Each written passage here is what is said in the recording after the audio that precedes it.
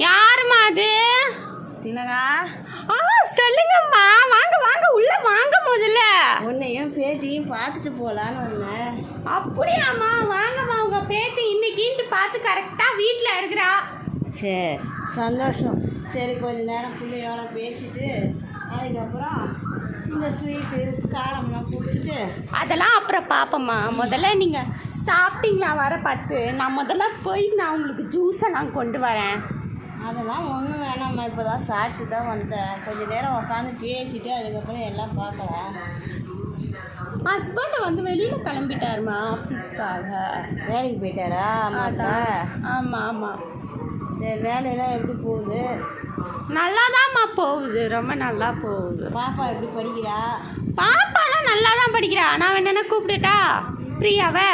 அவள் படிச்சுட்டு இருந்தா விடு கொஞ்சம் நேரம். இல்லைம்மா, அவள் ஃபோன் தான் நோண்டின்னு